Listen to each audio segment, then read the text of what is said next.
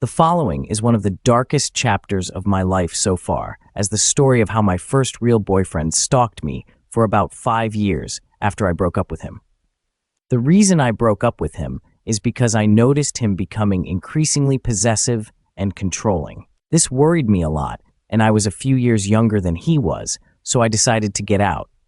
The breakup itself was so heart-wrenching. He cried and screamed and begged for me not to leave. Well, that just gave me all the reason to do so. He threw a full-on tantrum, and it only cemented that I've made the right decision. Initially, after the breakup, his behavior seemed like the harmless melancholy of a bitter ex, constant texting and phone calls, sending gifts to my workplace, asking my friends to try to convince me to get back with him, the usual sort of thing. After about 6 months, this hadn't died down at all. It was this ongoing saga of drama and misery that I really started to get depressed about. I started bumping into him on my way home from work, or if I was out shopping. I had to move back in with my parents, just so he'd stopped hanging around outside my apartment.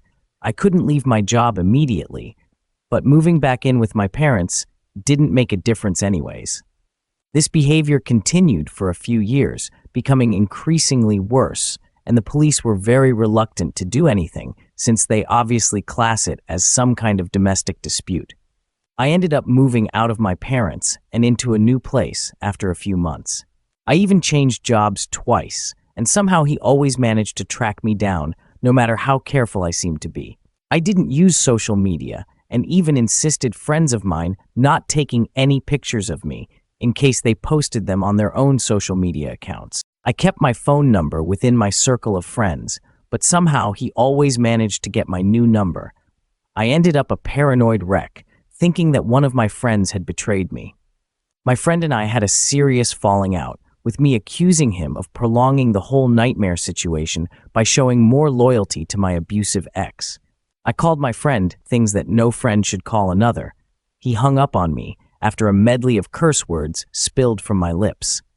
I ended up crying myself to sleep that night, unable to eat a single thing out of pure stress. At this stage, I could barely sleep. I had no appetite. I couldn't concentrate at work and spent most evenings drinking myself into a stupor. I was a shadow of my former self. Then another year passed, and as our encounters got worse, I decided to report him to the police again. Only this time I had comprehensive documentation of his stalking, pronouns of text messages, etc. At long last, having already done the bulk of their jobs all on my own, the police finally took action on my behalf. A couple of months go by after I reported him to the police. I wake up one morning to a story in the Globe about staff and the state tax office were using resources and properties. My stalker ex was the main perpetrator, using his job to access all of my information. In his job, he had access to my tax records, which meant every time I changed job address or phone number, he had access to the most up-to-date information. What's more, he'd been using his position to swindle thousands of dollars in tax revenue into his own personal bank account. Before the court case began, he ended his own life, and I'm not ashamed to say I cried with relief. They were the worst years of my adult life, and I was just so glad that they were finally over.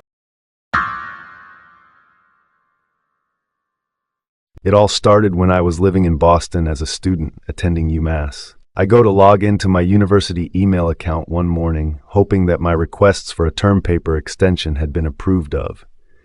There's nothing about the extension, but there is a little notification from Gmail saying that I had been logged in at a different location. This was kind of confusing since I only log into my Gmail account via my phone, my laptop, or the computer labs on campus. It was a Monday morning, too. I had been to campus all weekend, so just how I was logged in a different location was beyond me. I put it down to a glitch or something and just carried on with my day, only these notifications didn't stop. I kept getting little banners on my phone popping up informing me that a login attempt had been made from an IP I didn't recognize at all. It only stopped when I changed my password to one of those overly complicated series of letters and numbers. That's when things got really weird. For 9 months out of the year, Boston is pretty much a rainy, miserable, sodden mess. So to aid in my mental health maintenance, I used to keep the blinds in my apartment closed pretty much all the time. who wants to gaze out of their window at ceaseless drizzle. So you can imagine how strange it was that I'd come home day after day to find the blinds open.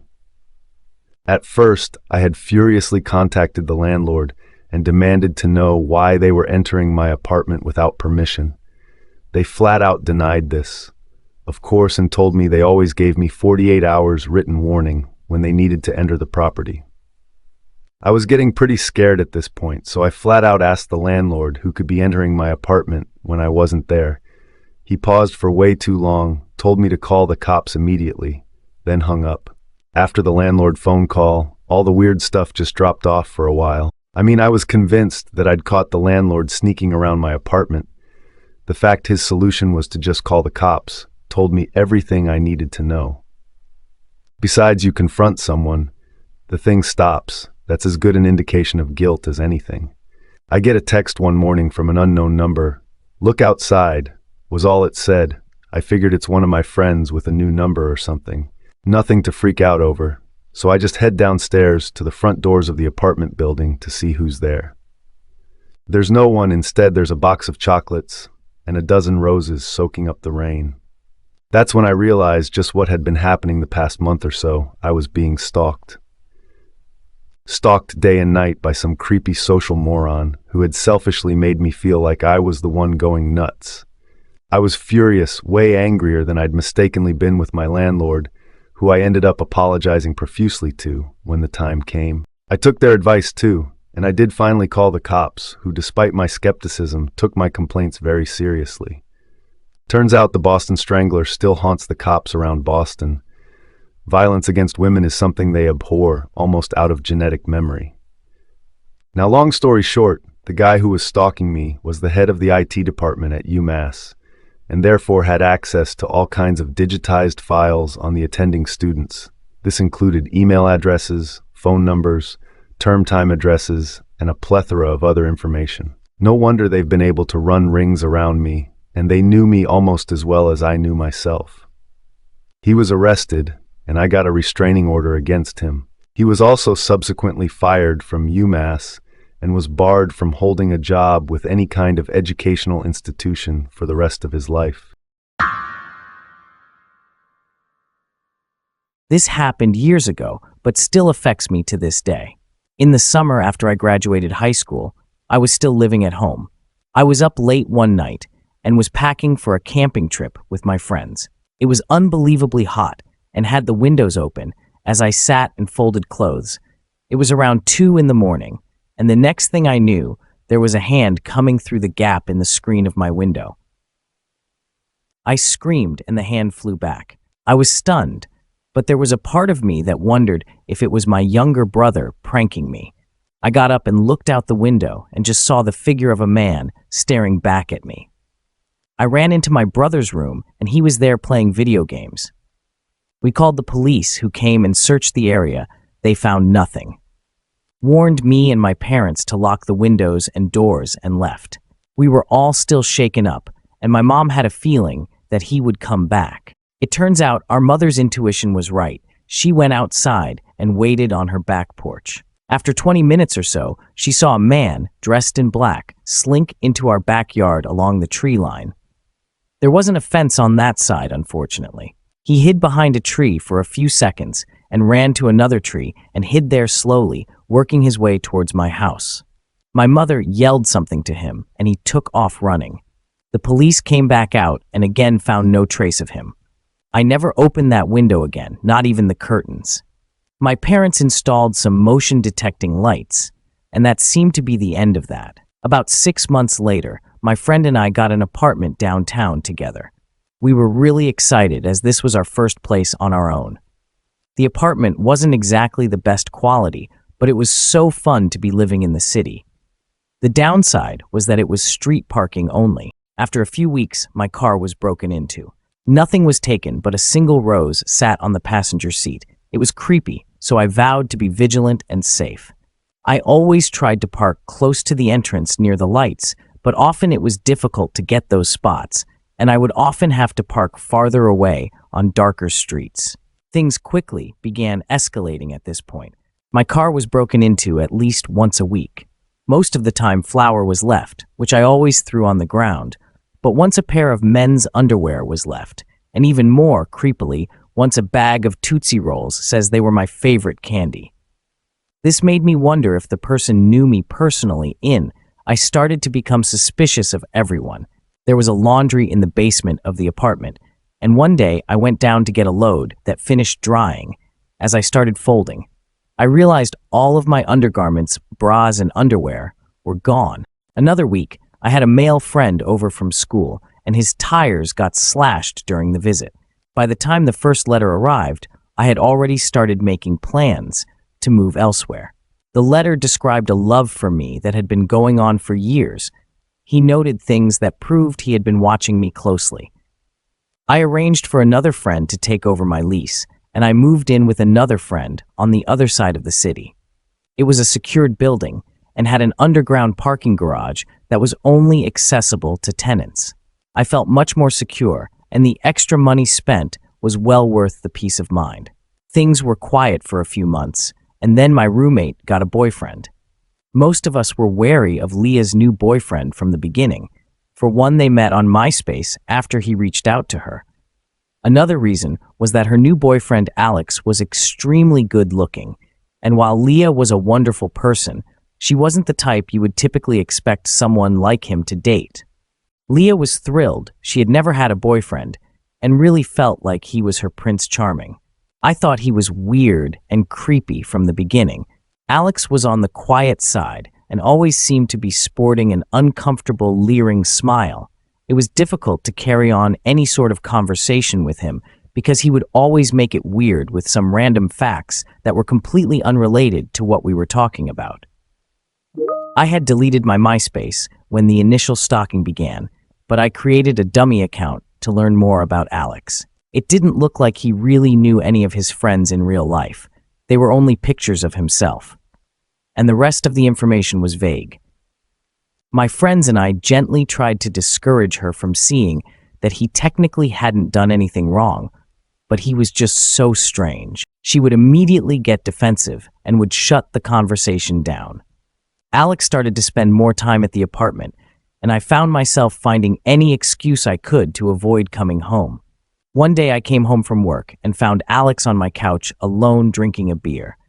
Leah had been called into work and told him he could just hang out. I was furious because I didn't want to spend any time with him, so I grabbed a beer and a snack and headed off to my room and shut the door. About 30 minutes or so, he knocked my door and suggested we watch some TV and get to know each other better because we both loved Leah. I didn't want to, but decided that maybe I needed to give it a try. He put on a movie, and I just tried to focus on the movie because I didn't want to talk. At one point, I glanced over to Alex, and he was staring at me with a smile on his face. I snapped a "what" at him, and he just continued smiling and said, "I just can't believe it." "Believe what?" I asked. He said nothing. He went back to watching movie, still smiling. I had no idea what he was talking about, but the interaction had every hair standing up on my body. I excused myself and locked the door in my room. Another month or so went on, and I had managed to avoid being home for much of anything beyond sleep and showering. Alex practically lived there, and had even brought a bunch of his things into Leah's room. I really didn't want to move again, but was okay to look for other options. On their 6-month anniversary, I saw a huge bouquet of flowers on the table and an already open card propped up next to it. I rolled my eyes and was about to leave when I decided to see what that weirdo wrote to her. When I opened the card, my heart started beating through my chest without even reading the words he wrote. I was shaken. The writing was exactly the same as my stalker had sent. I kept them as evidence and dug them out of my desk for comparison. The handwriting was unique and identical. Alex was the stalker. I called the police first, as they were on the way. I called Leah and asked her to come over. She was at work, but said she would be there when she could. I was terrified to tell her because I knew she would be shattered. The police took a statement from me and actually went to Leah's work to get more information from her, and they ended up breaking the news. Apparently, Leah called Alex and left a furious message, even though the cops told her not to say anything, and he completely disappeared after that. There was no Alex, anyone matching his resemblance at the place he said he worked. Leah had never been to his apartment because he said that he was staying with friends while trying to save money for a trip to Europe. His family lived out of state, and she had never met a friend of his because he said that they had a falling out because he was choosing to spend so much time with Leah. It was all lies, and in the end, she was dating a stranger. We don't even know if Alex was his real name. The cherry on the top of this whole thing was when we went through Alex's things. He had left everything when he disappeared, and Leah and I decided to go through everything. There was a duffel bag that was full of gym clothes, but in one of the compartments there was about 10 pictures of me. All were taken from far away with the exception of one of me sleeping. The sheets were current, so I know it had to have been at the current apartment before I started locking my bedroom door. A few pictures dated back to before the incident at my parents' house, which made us think that was him as well. 2 pairs of missing underwear was there, and I shuddered to think of what he did with the rest. A Starbucks lid with my red lipstick marks, a necklace I hadn't even noticed missing, and a few random sex souvenirs. The police never tracked him down. I decided to accept an opportunity overseas that I had been considering and gone out of there. Unfortunately, Leah and I quickly drifted apart. She had a really hard time accepting that her first love was a complete psycho. I think I had some underlying anger, maybe misplaced, for believing all of his lies and letting him into our lives. I don't know what his endgame was. Would he have tried to hurt me, or was he simply content within my world? I'll never know. Being stalked changes you. Even when I lived across the world, I looked over my shoulder everywhere I went. I still have no social media accounts attached to my real name. I am married with children, and know that he moved on to torment some other poor woman. But every time I visit my home, I am tense and keep a low profile. Part of me will always worry that Alex will resurface again. I was 29 years old at the time, and I just finished my overnight shift. It was around 6 a.m., and I wanted to buy a few things before I went home to sleep. Most of my days I spent sleeping, so typically I like to run errands in the morning. On this morning, I had went to Walmart to grab some stuff, and as I was shopping, I noticed a man with a red cap on looking at me. The man looked around 30s, and nothing was really strange about him that set off alarms. At least, not yet. The more that I'm shopping, I notice the same guy seems to show up wherever I am. What really creeped me out was whenever our eyes connected, he had quickly looked away, and he would pretend like he was looking for something. Now, I've always been a very observant person, and I'm always on high alert. For the next 5 minutes, I would go to random places in the store and sometimes even hide, and I would see him looking around for me. And once he saw me, he would again act like he's looking for something. I knew that I didn't want him to follow me outside and feared that he might approach me or even follow me home, so I devised a plan to lose him. I decided to walk to the opposite side of the store away from the registers. I allowed him to see me so he could follow me, and when I turned the corner, I walked so fast so I could rush to the front to pay for my stuff. As I'm paying, I see him get in line, and thankfully, there are 2 people in front of him. We make our contact, and I rush out of the store. As soon as I exited the store, I ran to my car, and I then hastily threw my stuff in the car and sat down. The moment I closed my door, I see the man, almost in a jog type, rush out of the front door. He just stands there looking around, as if he's looking for someone. By this time, I crouched down on my seat, and he just stood there for like a minute, just looking around before walking to his car. The weird thing is, he came out with no shopping bag and nothing in his hands. I've watched enough crime shows to know when someone looks suspicious. The #1 rule is to never let someone get too close to you. I don't know what that guy wanted, but I'm really glad I never had to find out.